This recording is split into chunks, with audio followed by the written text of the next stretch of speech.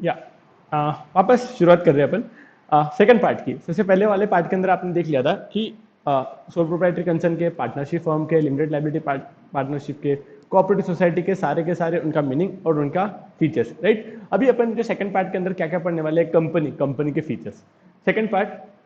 उसके बाद में क्या आता था, टाइप्स ऑफ कंपनीज, राइट। ये दो पार्ट के अंदर अपन अभी रिवाइज करेंगे और इस चैप्टर के एंड करेंगे। सर इसके बाद में क्या होगा, इसके बाद में अपन ऑनलाइन एक टेस्ट सॉल्व करेंगे। सारे के बच्चों को मैं एक लिंक शेयर कर दूंगा, आपको वहां पे जाके आपका नाम डालना है, आपको पूरा का पूरा पेपर सॉल्व करने का, करीबन करीबन 40-42 मार्क्स का पेपर है वो, राइट। तो ठीक है, उसके बारे में बाद में बात करेंगे। पहला आपको अभी ये जॉइंट स्टॉक कंपनी के फीचर्स अच्छे तरीके से देख लेने के हैं और उसके बाद में अपन जंप करेंगे, ठीक है। अच्छा, आपको पूरे के पूरे फीचर्स याद है क्या? सर पूरे के पूरे कोई भी बच्चे को याद होंगे, जैसे श्रेयस को उस दिन याद थे पूरे के पूरे, एक्चुअली उसको फीचर्स याद थे। कोई बच्चों को शायद इसको लर्न करने में थोड़ी डिफिकल्टी हो रही थी क्या? मैं एक आपको एक टेक्निक बताऊँ क्या, जिसके अंदर ये फटाफट से लर्न हो जाएगा, ठीक है। टेक्निक है ये जीएफटी, सॉरी मेमोरी टेक्निक है, जीएफटी क्लैप्स वीआईसी। एक्चुअली हम यहाँ पे वीआईपी चाहते थे, लेकिन वो आए जीएफटी क्लैप्स वीआईसी। ये जीएफटी क्लैप्स वीआईसी क्या है? ये फर्स्ट इनिशियल नेम है जो भी अपन आने वाले टॉपिक के अंदर पढ़ने वाले हैं।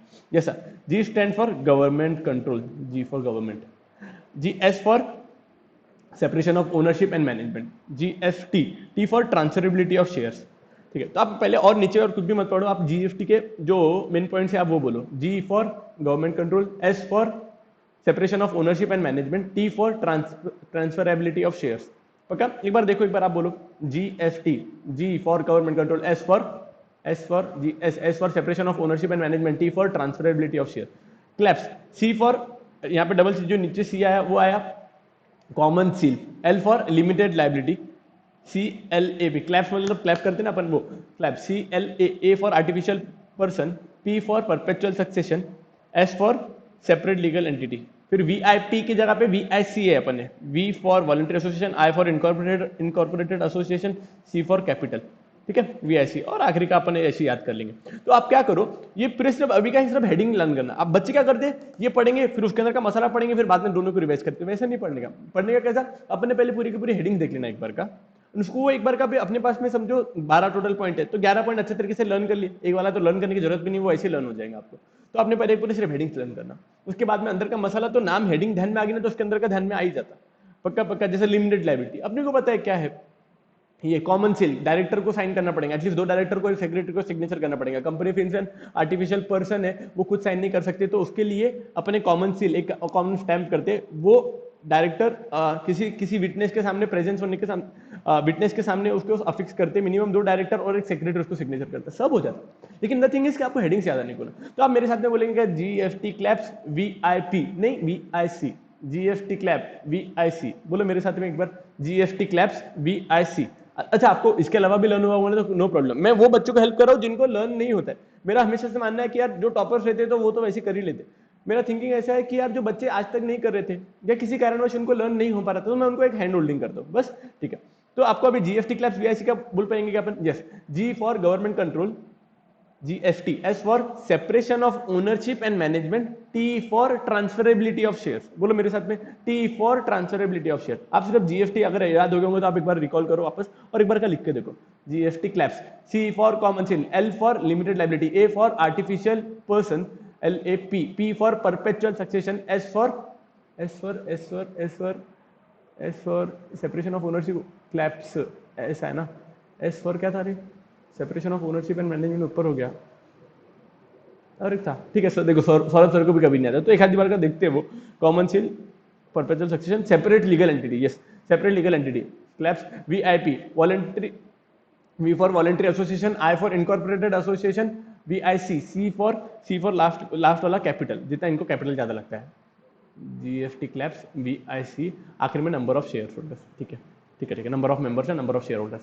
एक बार आप वापस एक बार का रिकॉल करो बिना देख के, मैं जानबूझ के बोल रहा हूँ बिकॉज अगर आपको एक बार का हेडिंग हो गया ना तो बहुत इनफ है, बाद में फिर आगे का अपन देख लें, ठीक है। G S T C L A P S V I C, G for government control, G F T, S for separation of ownership and management, G F T for transferability of share, GFT claps CLAPS, C for common seal, L for limited liability, A for artificial person, CLAP, P perpetual succession, S for separate legal entity, VIC voluntary association incorporated, I for incorporated association, C for और था capital, right, और आखिर में number of members. होगा कि नहीं होता? बिल्कुल होता, आप करते नहीं बस, ठीक है, हो गया। अब एक बार का अपन ने पढ़ने का क्या बोला था इसके अंदर, सबसे पहला बोला था गवर्नमेंट कंट्रोल। मेरे को आप बताओ, ये सबसे एक्चुअली लास्ट पॉइंट था एज पर आर नोट्स, हमारे नोट्स के हिसाब से सबसे आखिरी पॉइंट था। आपने लगे तो आपकी बुक्स के अंदर लिखोगे ना तो ये सीक्वेंस के अंदर लिखना, तो आपको अच्छे तरीके से लर्न हो जाएगा। मैं गवर्नमेंट कंट्रोल का इतना बड़ा पॉइंट है ना, मैं जानबूझ को इसका इंटेंशनली अभी नहीं ले रहा हूँ, मैं सबसे लास्ट में लूंगा, उसके बाद वाले पोर्शन बहुत इजी है। जैसा सेपरेशन ऑफ ओनरशिप और मैनेजमेंट। मुझे एक बात बताओ, कोई पार्टनरशिप फर्म के अंदर पार्टनर्स पैसे लगाते थे, मतलब उसके अंदर ओनर भी पार्टनर थे, मैनेजमेंट कौन करता था? अक्षय सर और सौरभ सर के बिजनेस के अंदर पैसा किसने लगाया? अक्षय सर और सौरभ सर ने। मैनेजमेंट कौन करता? अक्षय सर और सौरभ सर। लेकिन कंपनी के अंदर कुछ अलग होता है क्या? यस, कंपनी के अंदर पैसे लगाते शेयर होल्डर्स और कंपनी को मैनेज करता बोर्ड ऑफ डायरेक्टर्स। पक्का पक्का? यस, आपको पता है नहीं बात? आपको पता है नहीं बात? यस। हम ऐसा क्यों नहीं करते, शेयर होल्डर्स को ही मैनेजमेंट का पावर क्यों नहीं दे देते? बेटा पहली बात, कंपनी के अंदर नंबर ऑफ शेयर होल्डर्स बहुत सारे रहते हैं, कंपनी के मालिक बहुत रहते हैं, पार्टनर्स का मैक्सिमम नंबर ऑफ 50 रहेंगे, तो उसके अंदर कैसा मैनेजमेंट करना इजी रहता है, राइट राइट राइट राइट। तो इसलिए बोल रहे हो मैनेजमेट करने का अधिकार अपन नहीं देते। दूसरा, शेयर होल्डर्स बहुत सारे, और दूसरी बात वो बहुत जगह पे स्कैटर्ड है, कोई रहेगा जम्मू कश्मीर, कोई रहेगा कन्याकुमारी, कोई रहेगा हिमाचल प्रदेश, कोई रहेगा राजस्थान, कोई रहेगा गुजरात, कोई रहेगा महाराष्ट्र। अब इतने अलग अलग जगह पे है, ये मैनेजमेंट कैसे कर पाएंगे? तो पॉइंट समझ रहे कि आपको मैं क्या बोलना चाहता, क्या बताना चाहता? यस। तो अभी वो क्या बोल रहा है, सेपरेशन ऑफ ओनरशिप और management in company, the ownership is separated from management. Company के अंदर ओनरशिप अलग है मैनेजमेंट से। The share holder are the real owner. Who is the real owner of the company? Share holder are the real owners. However they are unable to manage the day to day affairs. वैसे तो company के original मालिक तो share holders है, लेकिन वो enable है, मतलब वो मैनेज नहीं कर पाते कंपनी को। क्यों? पहली बात तो they are large in number, उनका नंबर संख्या बहुत बड़ी है। दूसरा, वो स्कैटर्ड है, बहुत अलग अलग जगह पे फैले हुए हैं, और वो कीप ऑन चेंजिंग, मतलब दे कीप ऑन चेंजिंग। आज कंपनी के शेयर मिस्टर ए के पास में, अगर कल चल के उसको अगर पैसे की जरूरत आई तो वो बी को बेच देगा, बी सी को बेच देगा। अब इतने सारे लोग जो बस घूमते बैठे रहे, मतलब शेयर्स के कंपनी के मालिक बदलते बैठे, तो कंपनी को प्रॉपर तरीके से मैनेज हो पाएगा क्या? नहीं, सिंपल। वलन GST, T for transferability of shares. मुझे एक बात बताओ, आज मेरे पास, मैंने आपको एग्जांपल लिया था, मुकेश अंबानी ने कंपनी चालू की थी रिलायंस जियो लिमिटेड। ईशा अंबानी की शादी थी, ईशा अंबानी की शादी के लिए मुकेश भाई को पैसे चाहिए थे। मुकेश भाई ने क्या किए थे, उन्होंने शेयर मुझे दिए थे और मैंने उनको पेमेंट दिया था, मुकेश अंबानी को पेमेंट दिया था। मुकेश अंबानी के अपने शेयर किसी, मतलब अपने पास में जो शेयर थे वो किसी और को बेच पाए क्या? बिल्कुल बेच पाए। कंपनी के केस में ऐसे रहता है, आज एक पर्सन किसी और पर्सन को शेयर ट्रांसफर कर सकता है, लेकिन ये कौन सी कंपनी में बच्चा? कौन सी कंपनी में? ये पब्लिक कंपनी के अंदर। क्या प्राइवेट कंपनी के शेयर ट्रांसफर होते क्या? ये सर ट्रांसफर तो होते, लेकिन अपने को बाकी शेयर होल्डर्स की परमिशन लगेगी। पक्का पक्का? Yes. The shares of the public company are freely transferable. क्या बोला? The share of public company they are freely transferable. A share holder can sell as and when he desire. जब उसको लगेगा तब उसको ट्रांसफर कर सकता। Membership comes to an end. कब कम्स टू एन एंड? जब उसने एक बार का शेयर होल्ड कर दिए। पहले मुकेश अंबानी ने कंपनी के शेयर होल्ड करते थे, तो आज मुकेश अंबानी कंपनी के शेयर होल्डर थे। जैसे ही, और उनके पास में वो शेयर से रिलेटेड अधिकार थे। जैसा कंपनी को जब प्रॉफिट हुआ तो कंपनी प्रॉफिट मुकेश अंबानी को देती थी। जो पॉइंट पे मुकेश अंबानी ने अपने शेयर मुझे बेच दिए, आज मैं शेयर होल्डर में बन गया। तो अभी डिविडेंड मिलने का अधिकार किसके पास में रहेगा? सौरभ सर के पास में रहेगा। The shares of the private company are not freely transferable, ये अपने को पता है। तो आपको दो पॉइंट हुए ना, जीएसटी के, एफटी हो गया, जी बाकी है, GST claps, C for common seal, ये अपन ने पहले बोला था। कंपनी क्या है? एक आर्टिफिशियल पर्सन है without physical existence like a natural person. Company एक आर्टिफिशियल पर्सन है, खुद साइन नहीं कर सकती, नेचुरल पर्सन की जैसे नहीं है, वो एक आर्टिफिशियल पर्सन है। However, it has devised to form a common seal। लेकिन कंपनी के पास में एक चीज का अधिकार है। किस चीज का अधिकार है? वो साइन कर सकती है, किसके थ्रू? कॉमन सील के through. A common seal act as a signature. Common seal किसके जैसे एक्ट करता है? एक जैसा एक नॉर्मल पर्सन साइन करता है, तो कंपनी खुद नहीं साइन करती, डायरेक्टर उसके बिहाफ पे साइन करते हैं स्टैंप करने के बाद में। It is to be affixed on all important documents। Company के नाम पे जितने भी इंपॉर्टेंट डॉक्यूमेंट्स रहते हैं, फिर इंपॉर्टेंट डॉक्यूमेंट्स कौन से रहते हैं? जैसे देखो आप, ये रहता क्या? Article of association. दूसरा शेयर सर्टिफिकेट रहता है, डिवेंचर सर्टिफिकेट रहता है, उसके ऊपर सिग्नेचर करना रहता। तो वो कौन कर सकता है? डायरेक्टर करते हैं कंपनी के बिहाफ पे, right. Usually 2 directors and the secretary sign the document as a witness after the seal is affixed. मतलब सिर्फ स्टैम्प करके काम नहीं चलता, उसके ऊपर एटलीस्ट 2 डायरेक्टर को, एक सेक्रेटरी को, सिग्नेचर को उसके ऊपर काउंटर सील करना पड़ता है। पक्का पक्का? तो देखो, GST, C for common seal हो गया, CLAPS, L for limited liability. मुझे एक बात बताओ, कंपनी का सबसे इंपॉर्टेंट, सबसे महत्वपूर्ण फीचर कौन सा है? कि कंपनी के जो शेयर होल्डर है, कंपनी के जो मालिक है, उसकी लायबिलिटी लिमिटेड है। कितना लिमिटेड है? जितना अमाउंट अनपेड है। पक्का पक्का? एकदम सिंपल सा लॉजिक है वो। The liability of the share holder of a joint stock company is limited. Liability limited, कहां तक लिमिटेड है? Up to the amount of unpaid share. जैसा मैंने एग्जांपल लिया था, सपोजिंगली एक कंपनी का एक शेयर एक आदमी ने परचेस किया 100 रुपए में, 100 रुपए का सिर्फ वादा करे हुआ है, आज कंपनी को सिर्फ 20 रुपए लग रहे थे, तो कंपनी को मैंने 20 रुपए दिया, 80 रुपए देना बाकी है। कल चल के कंपनी को पैसे की जरूरत है, कंपनी ने और 40 रुपए बुलाए, पहले 20 रुपए और 40 रुपए, कितने हुए 60। कंपनी को और मैं कितना पे करूंगा, सिर्फ 40। कंपनी को और 70 रुपए की जरूरत है, मैं लेकिन ज्यादा से ज्यादा कितना दूंगा, 40 रुपए, 30 रुपए कंपनी को घाटा, कंपनी को उसके ज्यादा मैं नहीं देने वाला। पक्का पक्का, yes.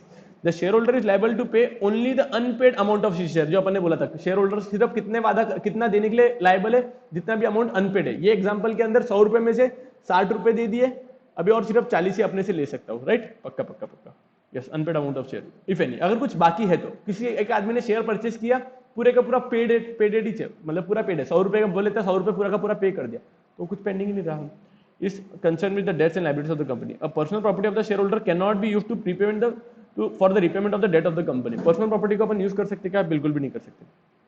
Artificial person, artificial person का मतलब अपने को पता है, आर्टिफिशियल का मतलब क्या रहता है, कंपनी के अंदर, 2 मिनट, हाँ जी, दूसरा पॉइंट था आर्टिफिशियल पर्सन। मुझे एक बात बताओ, कंपनी एक नेचुरल पर्सन है कि आर्टिफिशियल पर्सन है? आर्टिफिशियल पर्सन है। कैसे बनी वो? कानून के अंतर्गत बनी। मतलब आज किसी को भी कंपनी बनानी होगी तो अपने मन से नहीं बना सकता, वो उसको रजिस्ट्रेशन करना पड़ता है आरओसी के पास में, तो वो वाला पॉइंट है artificial person. Joint stock company एक आर्टिफिशियल पर्सन है जिसको कानून ने बनाया है, it is created by legal process and had its own independent personality. जैसे ही कंपनी बन जाएंगी तो शेयर होल्डर जिसने कंपनी को बनाया है वो अलग हो जाएगा, उसके बाद में के लोग अलग हो जाएंगे। आपको आने वाले चैप्टर के अंदर मैं बताऊंगा कि कंपनी की बनाने की प्रोसेस क्या रहती है, राइट। मतलब किसके मन में आया कि कंपनी बनाना चाहिए। जैसा रिलायंस जियो को बनाने के लिए मुकेश अंबानी के मन में आया था कि यार ऐसी कोई कंपनी चाहिए कि जो कि इंटरनेट सप्लाई करे ऑल ओवर इंडिया के अंदर या वर्ल्ड के अंदर, और वो कंसेशनल रेट्स पे सप्लाई करे।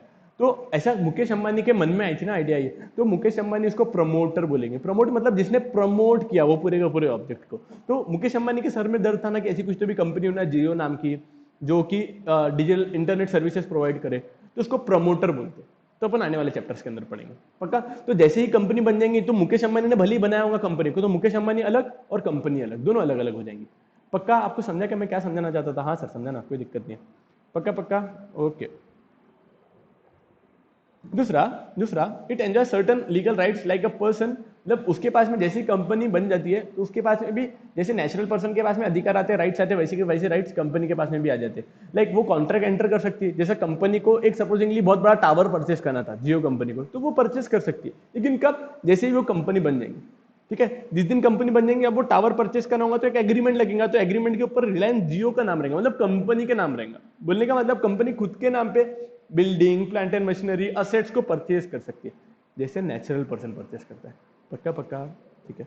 जो अधिकार एक आर्टिफिशियल एक नेचुरल पर्सन को रहते हैं, वैसे वैसे अधिकार आर्टिफिशियल पर्सन को मिल जाते हैं, लेकिन वो कुछ काम नहीं कर सकता। जैसा क्या आर्टिफिशियल पर्सन शादी कर सकता क्या? नहीं, है ही नहीं, तो किसके साथ में शादी करेंगे? एक कंपनी दूसरे कंपनी के साथ में शादी करेगी, कुछ भी बोल रहे, ऐसे नहीं होता है। दूसरा, क्या कंपनी के नाम पे आधार कार्ड निकलता है क्या? नहीं, आधार कार्ड तो नेचुरल पर्सन का निकलता है, आर्टिफिशियल पर्सन का नहीं निकलता है ना, बिकॉज वो फिंगरप्रिंट स्कैन करनी पड़ती है, आई रेटिना स्कैन करती पड़ती है, किसका करेंगे? तो डायरेक्टर का। बेटा डायरेक्टर को खुद का आधार कार्ड नहीं होगा क्या? हाँ बरोबर है, बरोबर। तो पॉइंट समझा ना, हाँ ठीक है। तो बट वो नहीं कर सकती, ठीक है। But cannot act on its own like a natural person. लेकिन क्या है, वो कंपनी सिंस आर्टिफिशियल पर्सन है तो खुद का दिमाग तो नहीं है, तो उसको चलाने के लिए अपने को लोग लगेंगे। कौन लोग रहते हैं? वो मैनेजर, जिसका नाम था बोर्ड ऑफ डायरेक्टर्स। पक्का पक्का, यस। दूसरा था परपेचुअल सक्सेशन। मुझे एक बात बताओ, मुकेश अंबानी ने कंपनी स्टार्ट किया था रिलायंस जियो लिमिटेड, आज कंपनी चल रही है कि बंद हो गई है? कंपनी चल रही है। सपोजिंगली आगे चल के मुकेश अंबानी की डेथ होगी, सर ऐसा मत बोलो, सपोजिंगली एग्जांपल के लिए मुकेश अंबानी को, अच्छा ऐसा बोलते हैं अपन, मुकेश अंबानी के पास में आज कंपनी के शेयर्स थे, मुकेश अंबानी ने कंपनी स्टार्ट किया था, मुकेश जी ने अपने शेयर सौरभ सर को बेच दिए, क्या कंपनी बंद हो जाएंगी क्या? नहीं, कंपनी चलती रहती है, चलती रहती है, चलती रहती है। जैसे रिलायंस इंडस्ट्रीज चालू किया था मुकेश अंबानी के पिताजी ने, धीरूभाई अंबानी ने, राइट।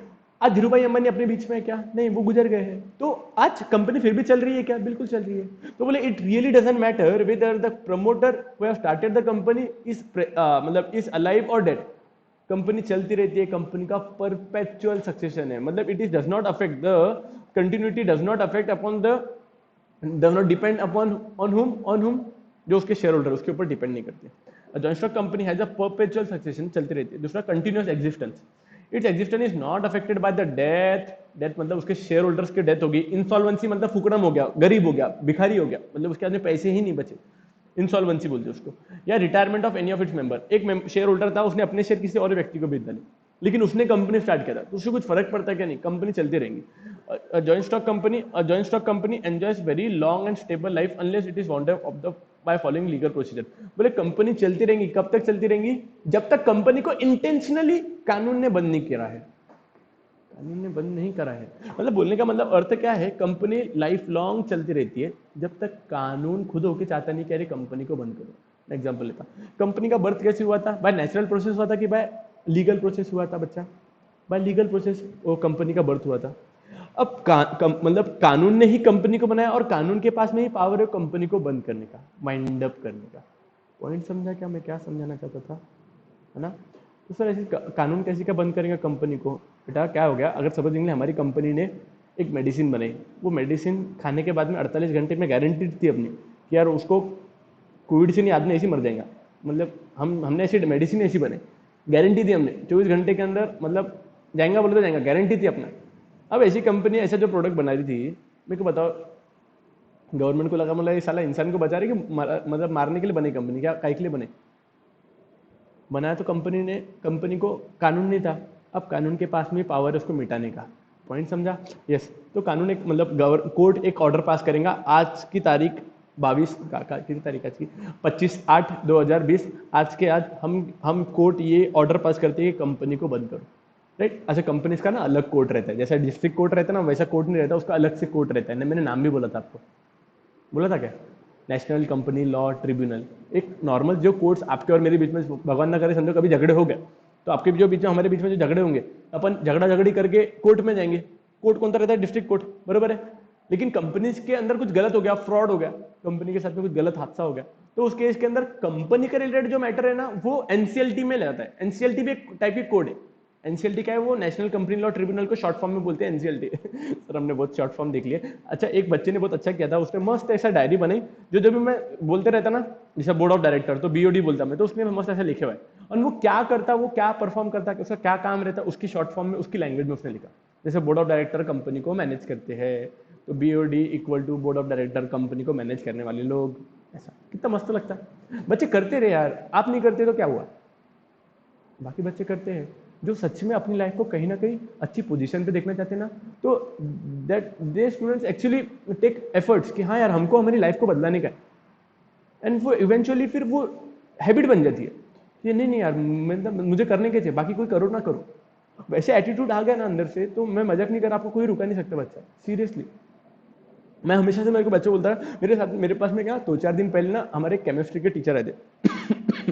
11th-12th में मैंने जिसने केमिस्ट्री पढ़ा था, हाँ केमिस्ट्री मतलब आप साइंस के स्टूडेंट थे, हाँ मैं साइंस का था, लेकिन मेरी सबसे जिंदगी की सबसे गंदी गलती थी वो, मैं साइंस का बना, ठीक है कोई बात नहीं। मैं क्या बोल रहा था, मुझे केमिस्ट्री के जो टीचर आए थे ना मुझे, तो मुझे उन्होंने क्या बोले, क्या बोल रहा था मैं आपको, क्या बोल रहा था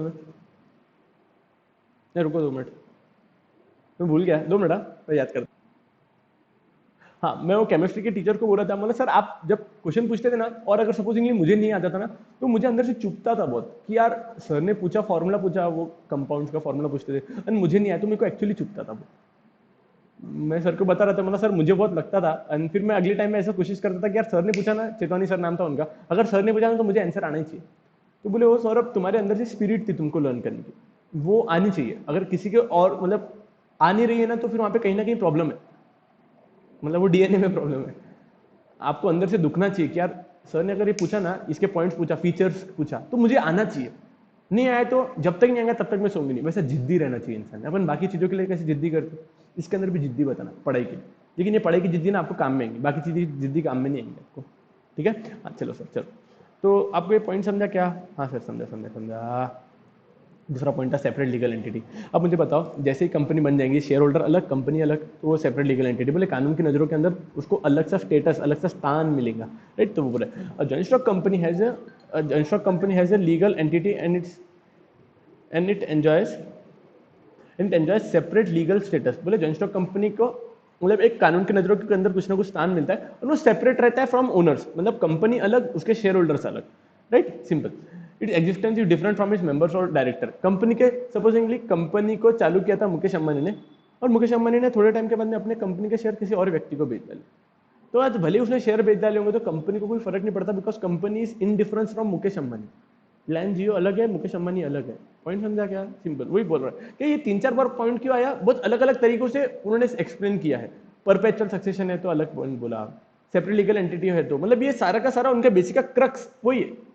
ठीक है, ठीक है। Its existence is different from. अच्छा, मैं दूसरा एक पॉइंट बोला था, अगर आपको कोई पॉइंट पे नहीं समझ रहा, सपोजिंगली मैंने अभी तो फटाफट बोल रहा हूँ ना, द थिंग इज कि मुझे सबको रिकॉल करने का, तो अगर कोई पॉइंट आपको नहीं समझना बचा तो एक बार का वापस से वो लेक्चर पे जाने का, जंप करने का, एक बार वापस देख लेना कि यार सर ने वो पॉइंट पे क्या बताया। आप अलग करते, आप देखोगे नहीं, मेरे को मालूम ना। ठीक है, the members are the owners and are liable in limited way for the act of their company and are confirmed with rights and duties. बोले कंपनी के जो शेयर होल्डर्स है, जो कंपनी के मालिक रहते हैं, तो बोले उनके ऊपर भी जैसे कंपनी का शेयर परचेस कर लेते हैं तो उनके पास में भी कंपनी से रिलेटेड कुछ ना कुछ अधिकार, कुछ ना कुछ राइट्स आ जाती है, और राइट्स आ रहे तो उसके साथ में कुछ ना कुछ ड्यूटीज भी आएंगी। तो वो पॉइंट बोलता है। ठीक है, अपन देखो कौन कौन से देख लेते हैं। GST LAPS, एस तक हो गया ना, तो देखते अपन एक बार, देखते अपने को आ रहा क्या। G for government control GST, S for separation of ownership and management, T for transferability of share GST claps, C for common seal, L for limited liability P for perpetual succession, S for sorry separate legal entity. दूसरा आखिरी में VIP की जगह पे VIC, V for voluntary association, I for incorporated association, C for capital. ये इतना सारा point था, और लास्ट में नंबर ऑफ मेंबर्स का एक पॉइंट था। वॉलंटरी एसोसिएशन, मुझे बात बताओ, क्या मैं किसी एक अन्य व्यक्ति को, जैसा मैंने मेरी कंपनी बनाई, क्या मैं किसी और शेयर होल्डर्स को बोल सकता, क्या और शेयर होल्डर को बोल सकता है कि आप हमारे कंपनी